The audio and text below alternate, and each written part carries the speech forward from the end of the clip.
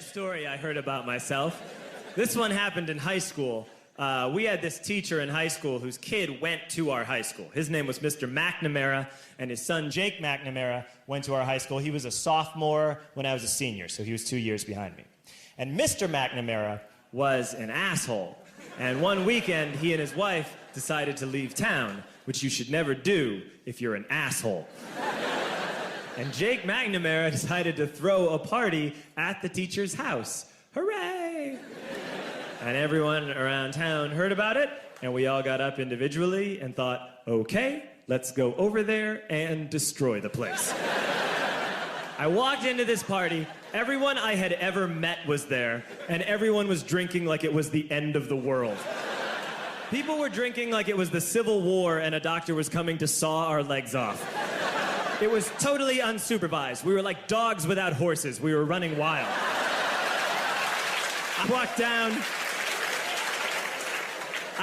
to the basement. They had a pool table in the basement. One dude took a running start and threw his body onto the pool table and broke it in half. Another kid found out which room was Mr. McNamara's and went upstairs and took a shit on his computer. So the party was going great. I'm standing in the basement and I'm holding a red cup. You've seen movies. And I'm standing there and I'm holding a red cup and I'm starting to black out. And I guess someone said like, something, something, police. And in a brilliant moment of word association, I yelled, fuck the police! Fuck the police! And everyone else joined in. 100 drunk white children yelling, fuck the police. With the confidence of guys who have like already been to jail and aren't afraid of it anymore. You know, that like, I serve my nickel, you come and take me confidence. But white children. The reason someone had said something, something police was because the police were there. So a Chicago police officer walked down the stairs and got to the bottom in the basement and looked out over a sea of drunk toddlers yelling, fuck the police, in his face. And he was almost impressed. He was like, wow. And then he leaned into his walkie-talkie and went, get the paddy wagon. And my friend John, who is now a father, this man now has a baby, he grabbed a 40, smashed it on the ground, and yelled, scatter! And everyone ran in a different direction.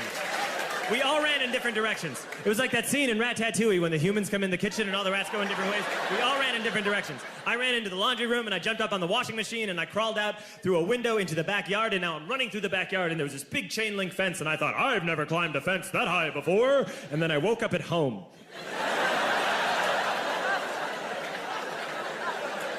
On Monday, I went to school because that's what we did back then. And I'm walking into the school building, and who do I see but Jake McNamara?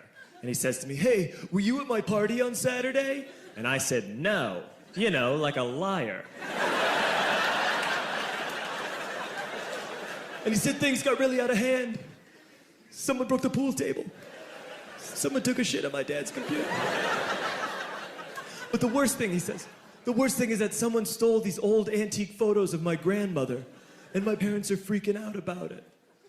And I had that thought that only blackout drunks and Steve Urkel can have.